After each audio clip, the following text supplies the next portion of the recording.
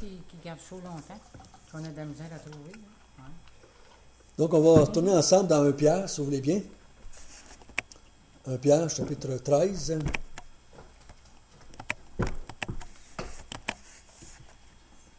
Nous allons continuer l'étude qu'on avait commencée la semaine passée. Une vie sainte, ça veut dire quoi? Pour nous qui sommes dans la Nouvelle Alliance. Cette semaine, c'est Denise qui m'a partagé quelque chose dimanche à l'église.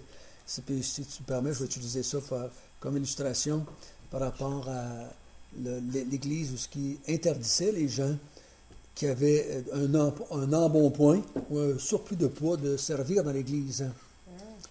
Donc, j'ai dit, c'est une application qui rejoint celle de l'Ancien Testament. Nous, on dit, hein, on fait ça, hein. Et si on avait été dans l'Ancien Testament, peut-être on aurait fait, hein, une femme qui a ses règles, elle ne peut pas faire telle affaire, c'est pas de sa faute, hein. Quelqu'un qui a la gale ne peut pas faire ça, hein. Quelqu'un qui n'est pas assez grand ne peut pas faire ça, hein. Là, il y avait des règles dans l'Ancienne Alliance qui interdisaient les gens de servir dans le temple. Si tu étais infirme, si tu venais au monde, puis il te manquait un doigt, tu ne pouvais pas être sacrificateur. Mais c'est pas de sa faute. Tu n'avais pas le droit. Donc, il y avait des règles dans l'Ancien Testament qui nous apparaissent à nous un peu, un peu comme dirait ça n'a pas de sens. Ça. Exagéré, Ouais, on ne verrait pas le sens. Qu'est-ce qui empêche un homme ou une femme, dans le temple, c'est juste les hommes qui servaient, qui est né avec un doigt en moins, de servir.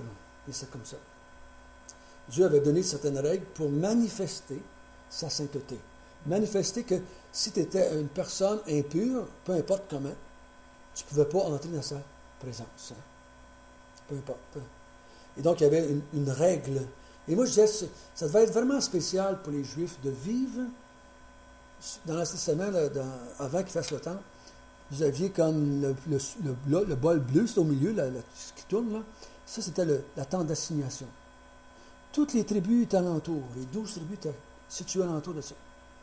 Et Dieu manifestait sa présence par le nuage au-dessus de la tente d'assignation ou le feu.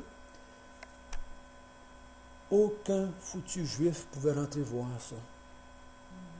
Accepter le souverain sacrificateur une fois dans l'année. Il dit, Dieu est si proche, puis je ne peux pas y aller. Dieu disait, tu es impur, tu ne peux pas venir à ma présence. Il communiquait, hein? Il communiquait très fort avec le peuple. Tu ne peux pas rentrer à ma présence, tu es impur. C'est la même chose qu'Adam et Ève. Maintenant, tu as péché, out you go du paradis. Tu ne peux pas rentrer ici. Donc, Dieu, pendant tout l'Ancien Testament, donne des règles d'hygiène, de cérémonie, de toutes sortes de règles civiles, sociales, souvent, pour manifester sa sainteté. C'était une façon que les gens apprennent. Et nous, quand on arrive dans la Nouvelle Alliance, il faut faire attention, il ne faut pas amener ça avec nous autres, parce que là, on va faire toutes sortes de chinoiseries, parce que c'est différent. C'est différent. Donc, on est appelé, dans 1 Pierre, à vivre dans la sainteté, parce qu'il va dire le même terme que dans le Testament, vous serez saints, car je suis saint. Ça prend une autre signification, parce que pour nous autres, c'est un petit peu différent, du côté-ci d'Alliance. Et on a vu que il va dire cela, il dit au verset 13, c'est pourquoi. C'est pourquoi. Après ce que je viens de vous dire, du verset 1 au verset 12, c'est pourquoi. Donc, tout ce qui enclenche ce qu'il va dire par la suite vient des premiers versets. Okay? Parce qu'on avait été choisi, élu, parce qu'on avait été régénéré, parce qu'on avait une espérance dans le ciel, parce qu'on va avoir une glorification un jour. C'est pourquoi maintenant vous devez avoir une vie différente. Et on a vu que ce pourquoi-là va se manifester de 3 façons. La sainteté, l'amour fraternel et le sacerdoce. Et on va regarder qu'est-ce que ça veut dire, ça, d'une façon pratico-pratique, dans notre vie à nous autres aujourd'hui. Donc, on a vu que dans l'Ancien Testament, il y avait une chose. Dans le Nouveau Testament, c'est différent. C'est différent. Dans l'Ancien Testament, c'était extérieur. Essayez de comprendre ça. Il y avait un homme ou une femme, une personne. On avait des règles extérieures qui mettaient de la pression sur la personne pour pas qu'elle fasse le péché. Okay? Dans le Nouveau Testament, Dieu a mis les règles à l'intérieur de la personne pour avoir un impact sur l'extérieur. Okay? Donc, je ne mettrai plus de règles extérieures pour vous conduire. Je vais mettre des règles intérieures en vous, dans votre cœur, par mon Esprit Saint. Je vais mettre ça en vous autres. Et c'est ça qui va vous pousser à faire le bien.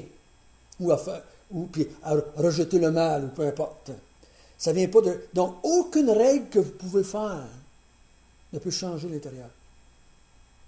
Il y a beaucoup d'églises, puis même en tant qu'individu, on peut se mettre des règles pour empêcher de pécher, et ça ne nous empêche jamais de pécher. Vous pouvez mettre toutes les règles que vous voulez avec vos enfants, vous ne les empêcherez jamais de pécher. Jamais. Vous allez changer peut-être un peu l'extérieur, mais jamais l'intérieur. Aussitôt que vous allez enlever la règle, il va partir dans le courant pour faire le péché. Parce que vous ne changerez pas son cœur par des règles. Si ça avait été ça, dans l'ancienne alliance, les règles auraient changé leur cœur, mais ça ne le changeait pas. Ça changeait. Et c'est pour ça que Dieu va dire à un moment donné, vous faites tout ce que je vous dis, mais votre cœur n'est pas là. Mais vous faites tout ce que je vous dis, mais votre cœur n'est pas là. C'est la preuve que le cœur ne peut pas être géré par les règles. Hein? Donc, il faut faire attention dans la nouvelle alliance que se dire, bon, OK, si je veux changer ma vie, c'est pas en mettant une règle, c'est en regardant vers l'intérieur, dans moi, dans ma personne, à l'intérieur, avec la vérité qui est là, que cet esprit qui est là, et avoir une influence sur mon extérieur. Sans ça, on va faire la même erreur, on va se mettre des règles encore une fois. Et là, on n'y arrivera pas, on va devenir des hypocrites, on fera semblant d'eux, on va faire ça parce que les autres l'ont dit, on n'aura pas vraiment changé l'attitude d'intérieur. C'est pour ça que Jésus a été si sévère avec les pharisiens. Okay? Il était si sévère avec les pharisiens parce que les pharisiens avaient quoi? Ils avaient un extérieur. Ils pratiquaient quelque chose de... Ils disaient, on met la parole de Dieu en pratique. Et Jésus dit, non, c'est pas vrai. Vous allez changer votre extérieur et votre cœur. C'est un sépulcre, c'est noir, c'est pourri.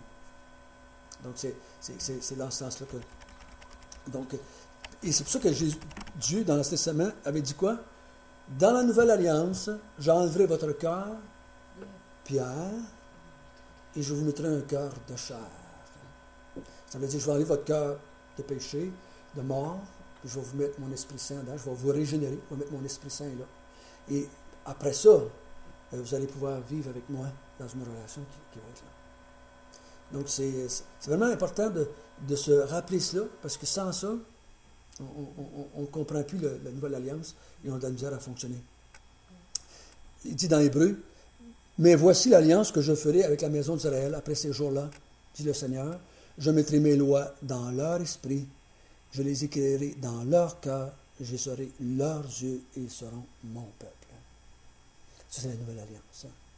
Bien différent de l'ancienne alliance. Nous, on est dans une autre étape de la grâce de Dieu que Moïse n'aurait même pas pu s'imaginer. David non plus. Personne ne pouvait s'imaginer dans l'Ancien Testament qu'un jour, Dieu, le Dieu d'Israël, viendrait vivre dans le cœur des personnes.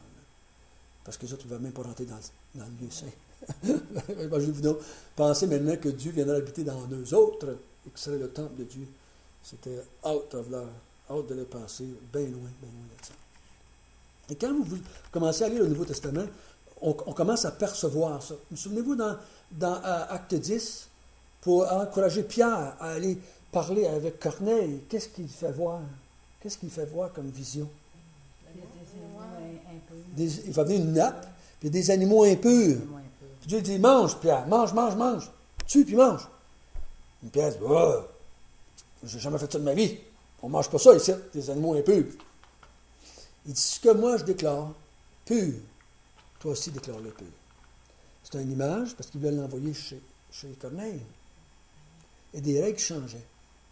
Tout d'un coup, il devait comprendre que dans la Nouvelle Alliance, on n'agirait plus comme dans l'Ancienne Alliance. Si moi je déclare Corneille pur, il est pur, même si ce n'est pas un juif.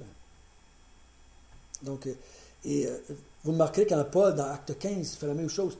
Il dit, faites attention, quand il parle des juifs et des non-juifs, faites attention. Il dit, on n'est plus dans l'Ancienne Alliance, on est dans la Nouvelle Alliance. N'imposez pas à ces gens-là ce que vous n'avez pas été capable de faire vous autres-mêmes. Donc, faites attention. Et je vais vous lire un dernier avant de commencer. L'apôtre Paul dit dans Colossiens, chapitre 2, « Si vous êtes morts avec Christ au principe élémentaire du monde, pourquoi? Comme si vous viviez dans le monde, vous impose-t-on ces préceptes. Ne prends pas, ne goûte pas, ne touche pas.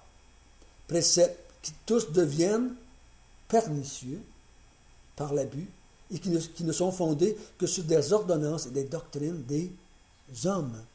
Ils ont en vérité une apparence de sagesse, en ce qu'il indique un culte volontaire, de l'humilité, un mépris du monde, du corps, mais cela est sans valeur réelle et ça ne sert qu'à satisfaire la chair.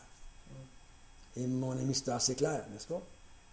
Il dit, quand les gens viennent à vous et ils disent, tu n'as pas le droit de manger, tu n'as pas le droit de toucher, tu n'as pas le droit de voir, tu n'as pas le droit de regarder, tu n'as pas le droit de faire ci, tu n'as pas le droit de faire ça, méfiez-vous, méfiez-vous. C'est des règles d'hommes.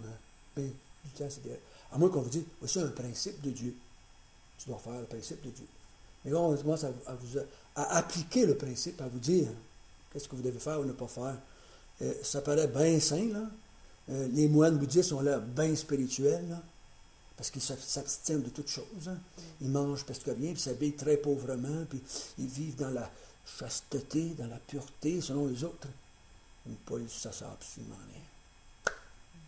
Alors, je pense qu'on peut appliquer ça aussi à des églises qui se disent chrétiennes, puis qui ils font comme je disais cette semaine, que la femme à rentre, elle dit, on va faire tu m'églises parce que tu ne peux pas servir Dieu.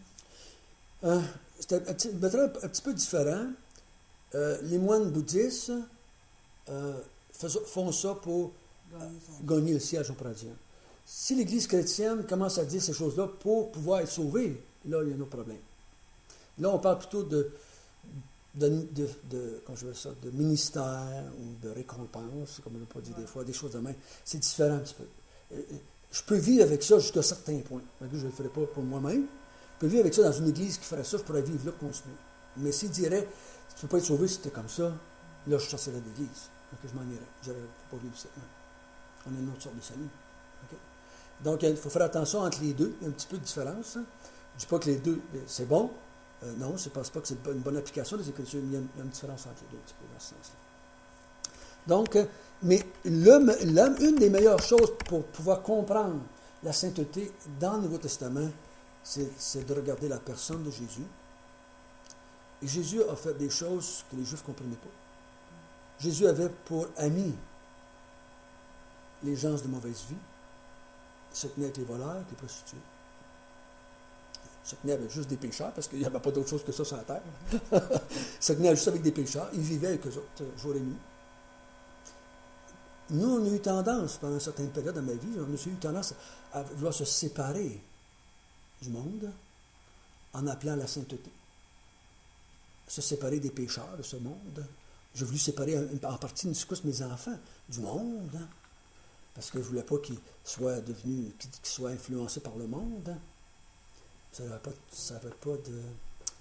C'était pas ça ce que Jésus faisait. Il faut que je les apprenne à vivre dans le monde, et non pas les retirer du monde. Hein. En les retirant du monde, ils n'apprennent pas à vivre dans le monde en tant que témoignage dans le monde.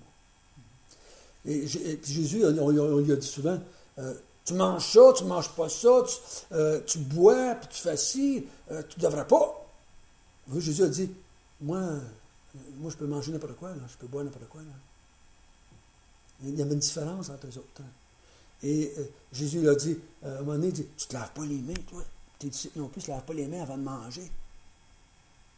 Jésus dit, ça n'a pas rapport avec ma sainteté, ça. Donc, Jésus a démontré une façon de vivre qui était bien différente de ce qu'il y avait dans l'Ancien Testament, ou une application dans l'Ancien Testament. Donc, il tentait de vouloir montrer que la sainteté, c'est pas ça, là. C'est pas ça.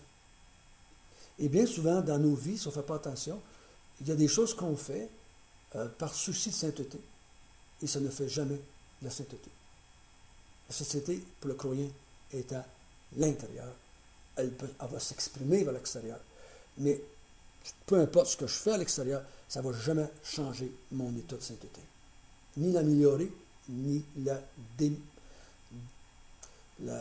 défaire, ou la rempérer, ou la malmener, ou l'amoindrir, quoi que ce soit. La sainteté ne vient pas de moi. On va voir ça ce soir, un petit peu en temps. Donc, les saints doivent vivre comme des saints. C'était la vérité qu'on regardait ensemble. Les saints doivent vivre comme des saints. On a vu ensemble que la première chose qu'il nous a dit, c'est que les saints vont vivre comme les saints ayant une pensée sainte.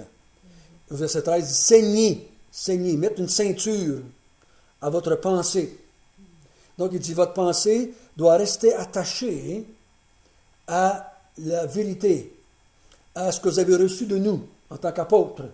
Doit rester, là, il dit au verset 13, soyez sobres, ayez une entière espérance dans la grâce qui vous sera apportée. Donc, restez attachés. Parce qu'on va voir, ça, que le grand problème, c'est que les chrétiens sont en train de se séparer, s'éloigner de la vérité pour aller à d'autres choses. Souvenez-vous ceci, si vous voulez comprendre la sainteté dans 1 Pierre et dans 2 Pierre. Ces chrétiens-là n'avaient pas un problème avec le bordel, ils avaient un problème avec la doctrine. Ils avaient la doctrine. Il n'y avait pas un problème de bordel. Il n'y a pas un problème. C'est pas Corinthe, c'est là, qui couchait avec la femme de son père, puis qui avait des scies, puis qui se traînait à cause. C'est pas ça, c'est là qui se passe. Là. C'est des gens qui sont, à cause de la souffrance, qu'ils vivent à cause de Jésus-Christ, à cause de l'Évangile, ont tendance à vouloir s'éloigner, amoindrir l'Évangile, diluer l'Évangile, pour moins souffrir. Donc, il faut faire attention, là. Donc, ici, il va parler de sainteté, mais pas dans le sens que arrêter de coucher avec la femme du voisin. Il n'en parlera pas dans l'Épître. Aucune place. OK? Il ne fera pas mention de ça. Donc, ça va être la sainteté, mais avec une sainteté égard à la vérité, à Dieu, à Jésus-Christ. Pas égard à est-ce que je suis capable d'obéir tout le temps ou pas obéir tout le temps. Nous, dans notre tête, sainteté, c'est un saint catholique. C'est ça qu'on appelle sainteté dans notre tête. On est tellement programmé de toute notre vie en arrière, et même des fois dans notre monde évangélique, sainteté égale, je ne fais pas de péché. Bon, je fais le moins de péché possible. Mais c'est pas ça que ça parle ici. L'auteur n'en parlera pas, vous allez voir, on va tout faire l'épître, n'en parlera pas. Donc, quand vous voulez interpréter, faites attention, c'est pas à cause qu'un livre emploie le même mot que dans un autre livre qui veut dire la même chose. OK, il faut prendre le contexte pour pouvoir mieux comprendre.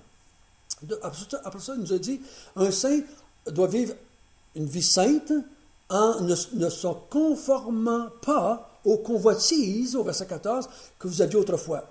Donc, les convoitises, il ne faut pas voir des convoitises, juste comme ça, comme la convoitise. Quand j'étais un non-croyant, je convoitais. Convoitais quelque chose que je ne pouvais pas avoir.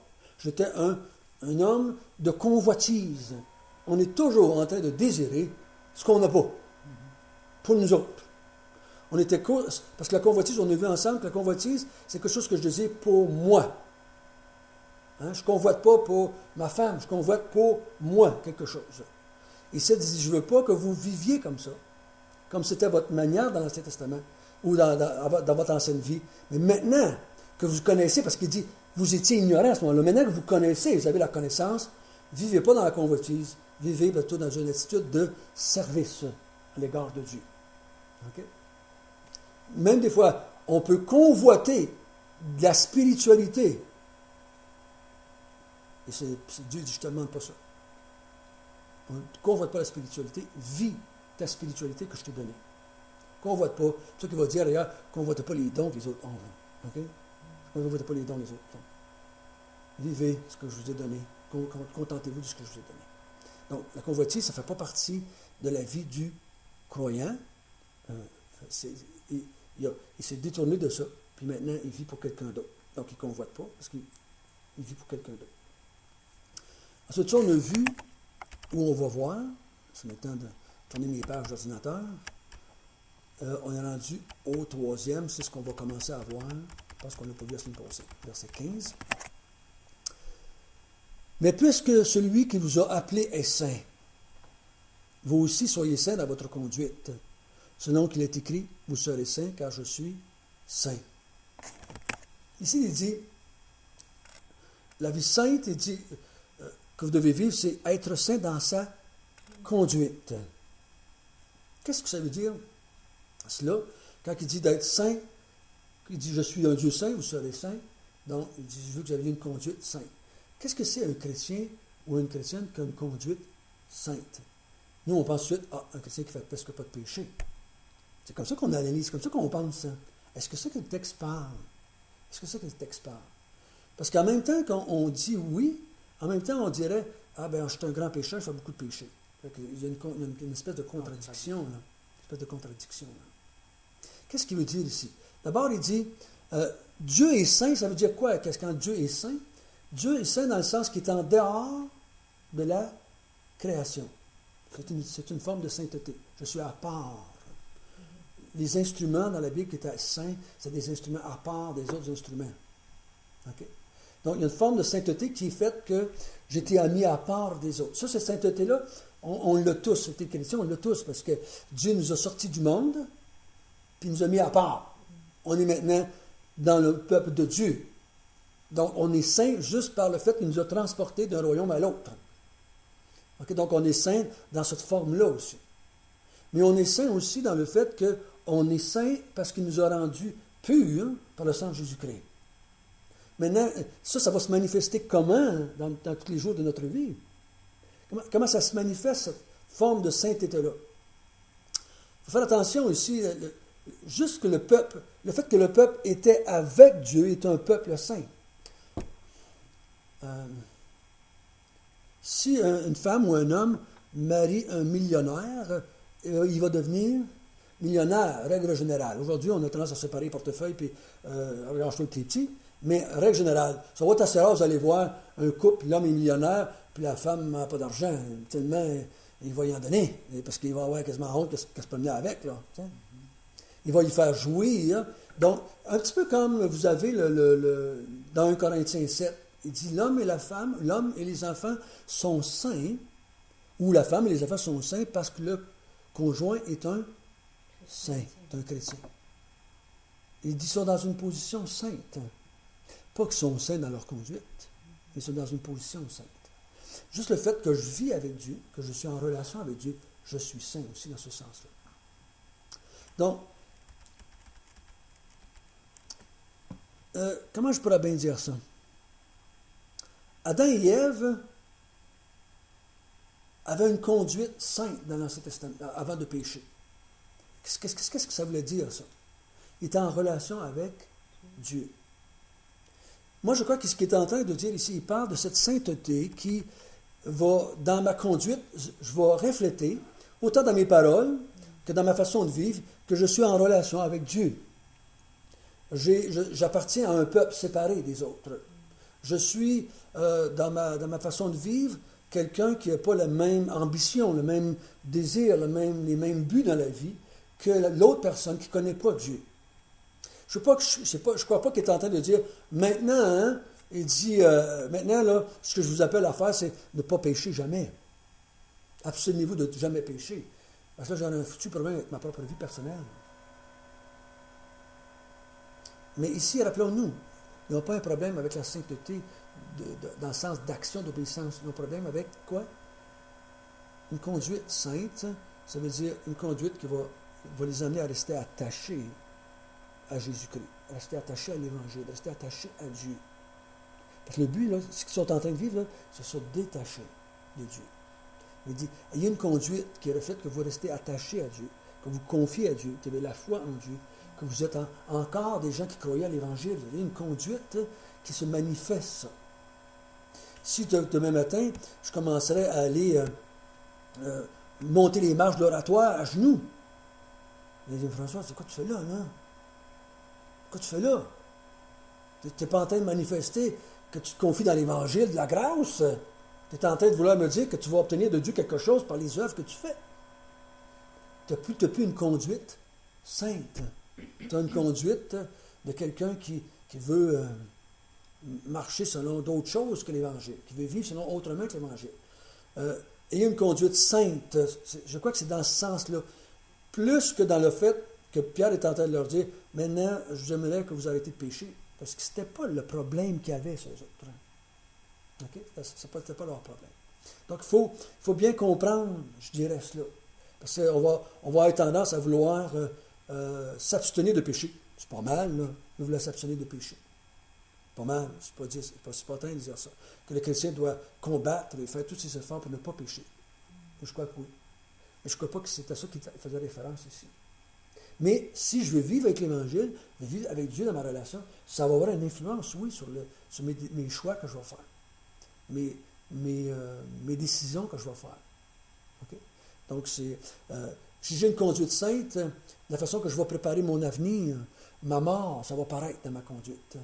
OK? Je ne vais pas donner 1000 piastres au curé pour qu'il fasse des messes pour moi quand je serai mort. J'ai une conduite sainte. Ça manifeste que je crois à l'Évangile, moi. OK? Je crois au salut, dans ce sens-là. OK? Donc, je crois que c'est ça qu'il est en train de leur dire ici, d'avoir une conduite sainte. Au verset 17, il va dire une autre chose.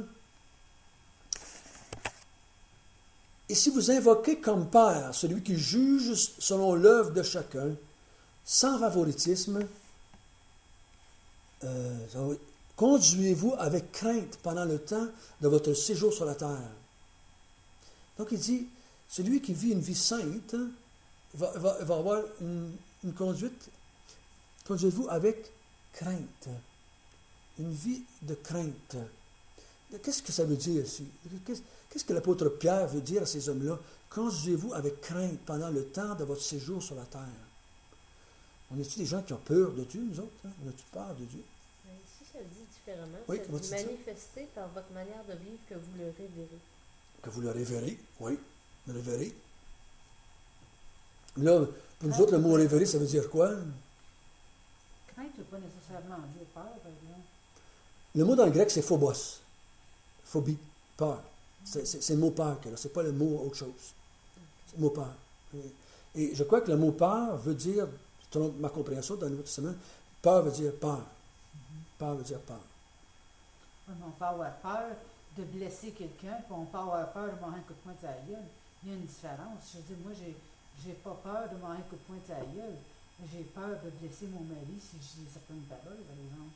Dans ce sens-là, avec Dieu, j'ai pas peur que Dieu va venir me taper de sa tête, mais j'ai peur, à cause de sa bonté qu'il a eu envers moi, de faire des choses qui contre sa volonté, parce qu'il était bon pour moi. Je ne peux jamais le remercier assez, mais je veux être un enfant qui est digne dans un sens. Mais je sais, j'ai jamais, jusqu'à temps que je meure, je sais ça, mais j'ai pas peur que si je fais un péché, qu'il vous alliez me battre à coup de bâton. C'est ça, je veux dire. OK, oui, je suis d'accord avec ça.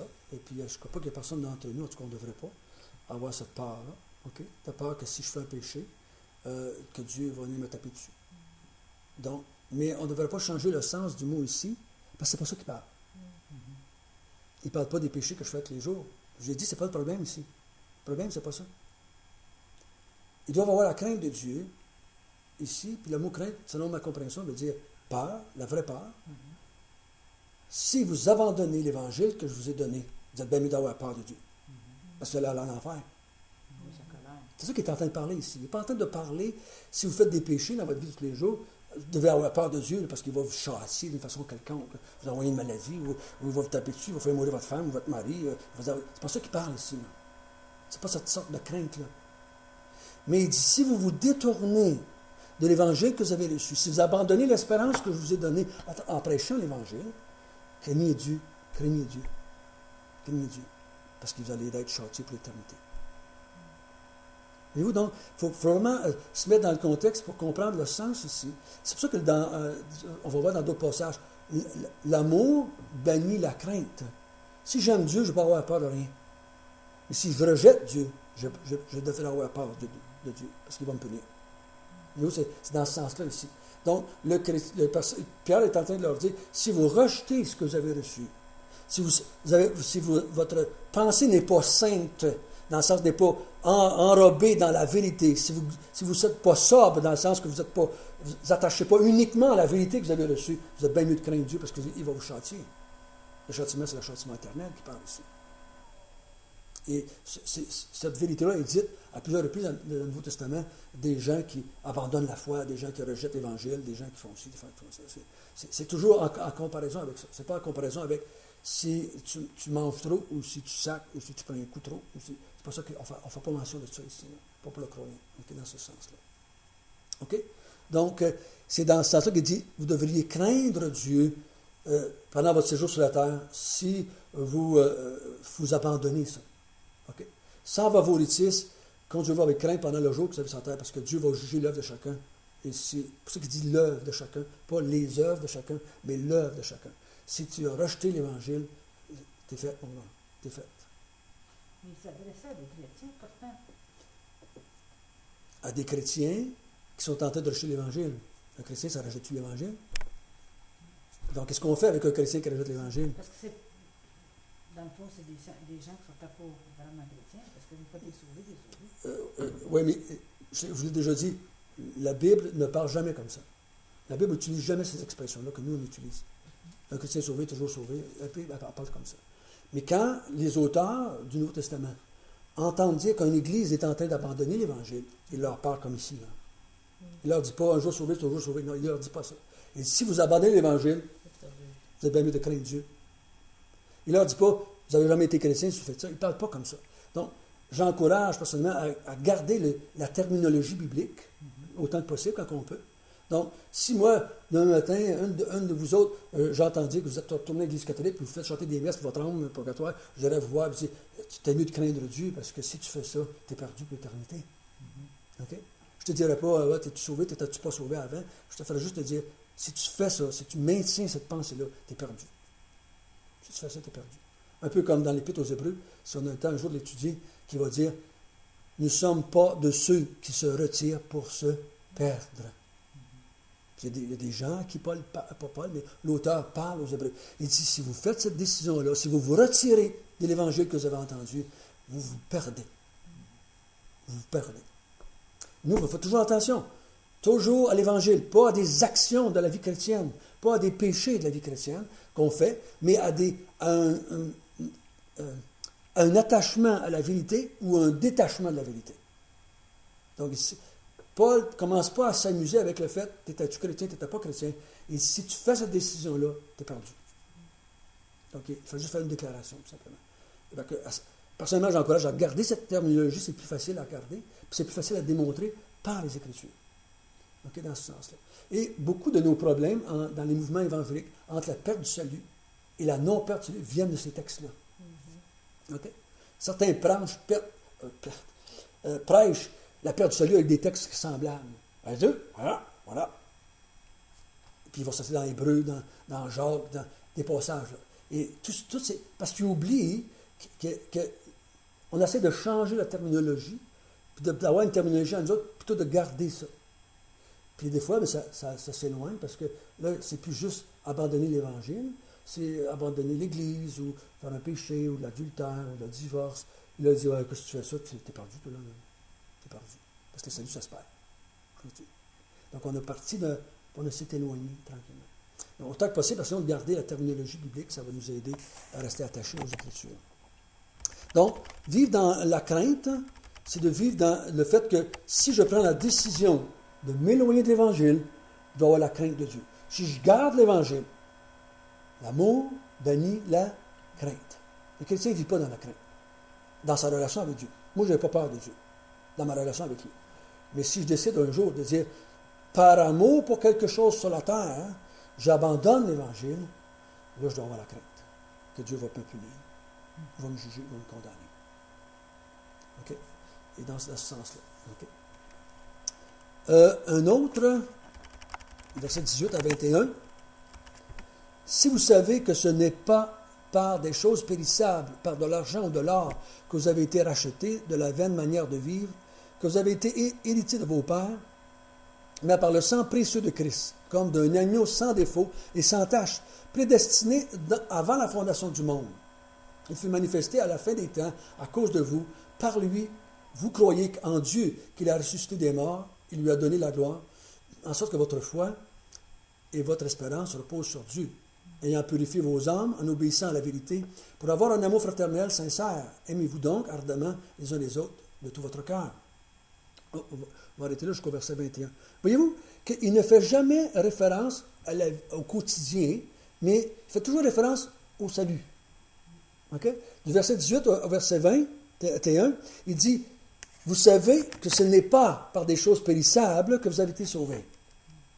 Okay? Donc, il dit, c'est pas comme ça que vous avez été sauvés. Vous avez été sauvés comment?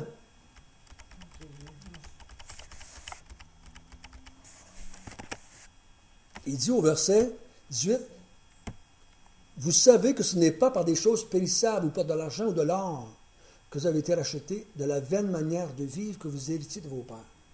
Donc il dit, c'était quoi la vaine manière de vivre de leur père ici? De quoi il parle? Il ne parle pas, ah, c'est vain pour un chrétien d'avoir une maison, c'est vain pour un chrétien d'avoir ci, c'est vain. Suivez Pour ça, la la vaine manière de vos pères, c'était que tu étais sauvé, pas comme ça. Tu n'étais pas les sauvé œuvres, par les œuvres. Ouais. La vaine manière de vivre, c'est ça. Et la plupart des pères ici et des gens à quelle Pierre s'adresse, c'est pas tous des Juifs, c'est pas tous des gens qui ont été élevés à Jérusalem. Souvent, c'est même des idolâtres. Okay? Parce que la plupart des Juifs, même s'ils étaient en Israël, pratiquaient en partie l'idolâtrie. En partie, il y avait l'idolâtrie. C'est pour ça qu'on retrouve dans toute l'histoire d'Israël des hauts lieux.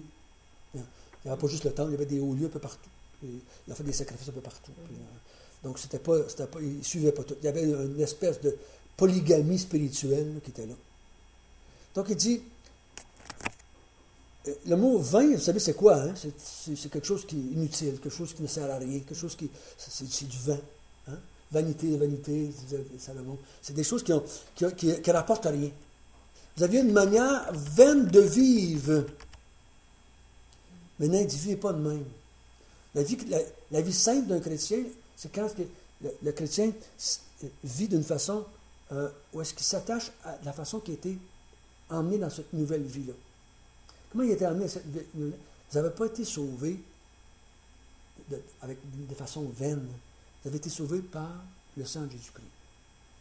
C'est ça qu'il dit, hein, verset 18. Ce n'est pas avec des choses périssables, ou de l'or, ou de l'argent, que vous avez été rachetés de la vaine manière de vivre.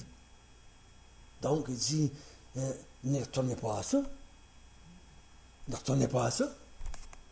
C'est ce que tu es en train de vouloir faire, les autres là, ou de faire une espèce de compromis pour arrêter la persécution, pour pouvoir arrêter de souffrir tant à cause de l'Évangile. Si elle a pu faire un mélange des deux, le catholicisme, c'est ça, en grande partie. Sous Constantin, on a fait un mélange des deux pour arrêter de se faire persécuter en grande partie. Et des fois, l'Église, ça ne fait pas attention, à travers les générations, elle va commencer à faire des compromis pour finalement arriver à finalement s'éloigner de l'Évangile. L'Église est morte. Elle fait des compromis. Beaucoup, quand l'évolution est venue comme avec Darwin, est venue en place, beaucoup d'Églises ont adopté l'évolution. Ils ont commencé à faire, Dieu a créé, mais ils ont commencé à faire des compromis avec l'évolution parce que,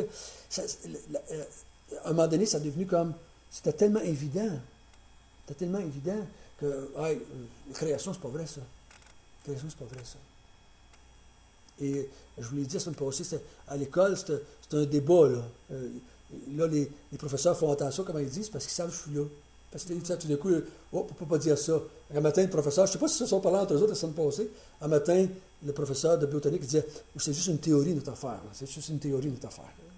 2 fois, il l'a dit. Là, il me regardait, c'est juste une théorie notre affaire. Parce que j'ai dit préposition, là, il y a quelques semaines là-dessus. Donc, mais si j'étais pas là, je suis pas mal certain qu'il ne le dirait pas. Il fallait juste dire ça comme étant une vérité.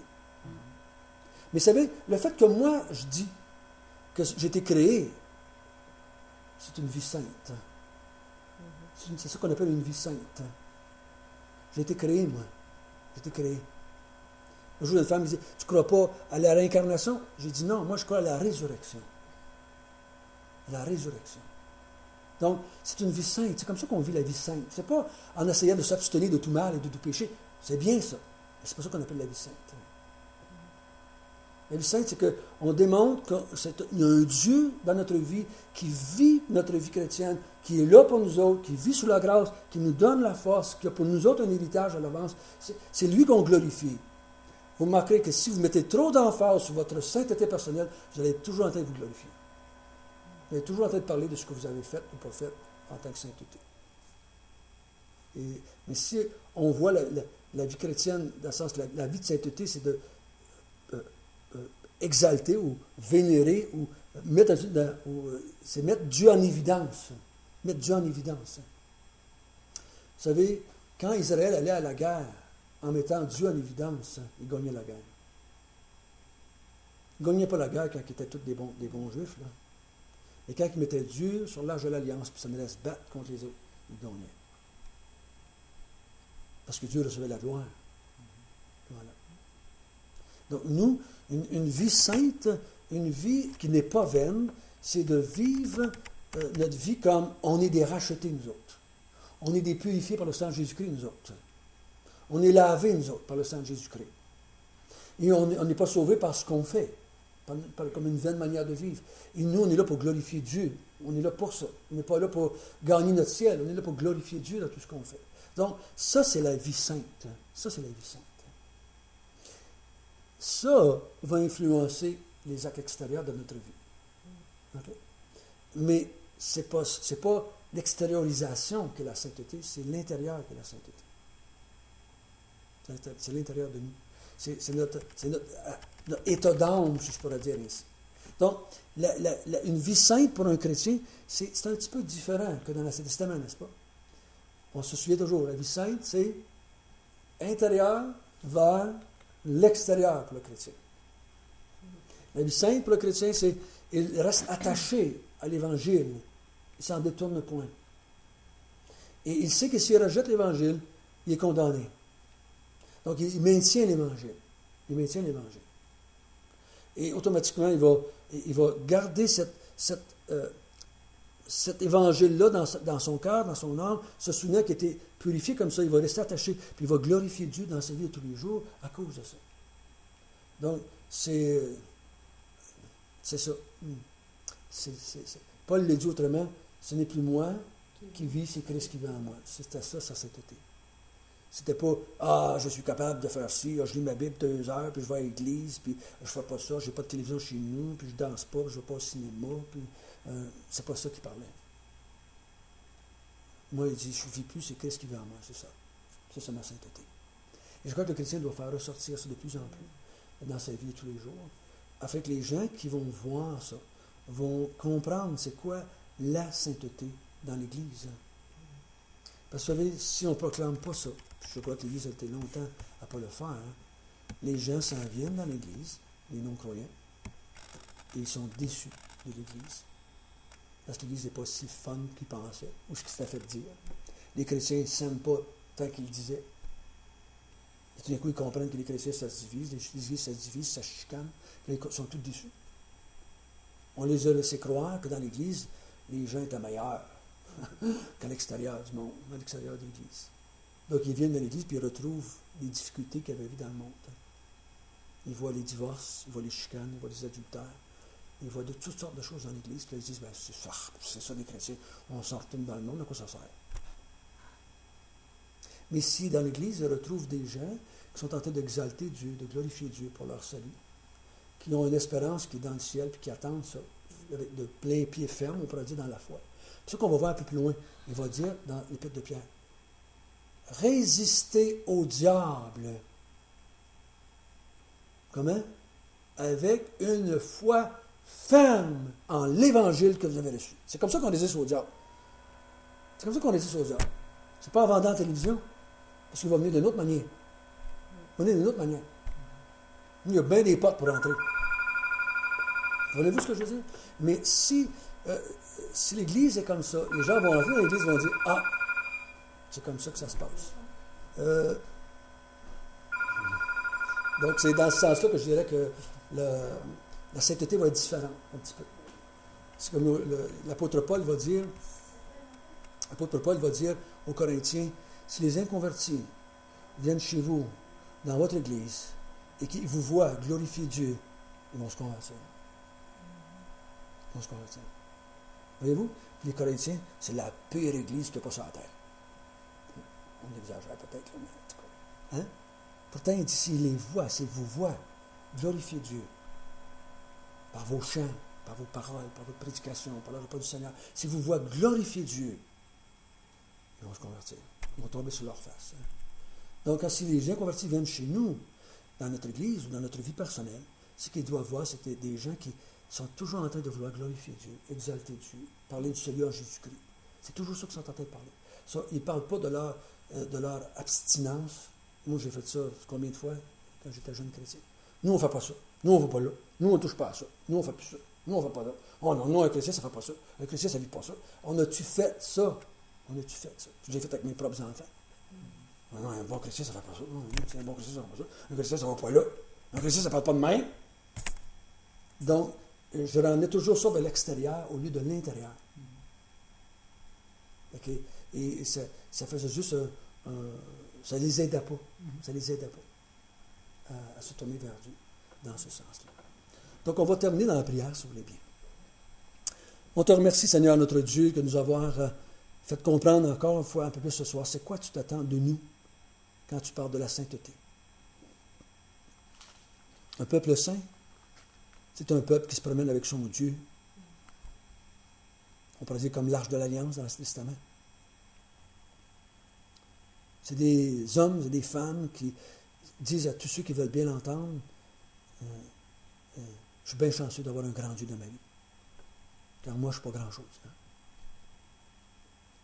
Et Seigneur, donne-nous cette grâce-là, de parler de toi, de rester attaché à ce que tu nous as donné, à l'Évangile. Donne-nous cette grâce de toujours avoir un bonheur renouvelé, grandissant, un cœur émerveillé de l'Évangile que tu nous as laissé et que tu nous as donné. Bénis-nous, Seigneur, et comme on a dit, comme on a vu ce soir, que notre conduite soit sainte chaque jour de notre vie. Au nom de Jésus. Amen. Est-ce que vous avez des requêtes de prière?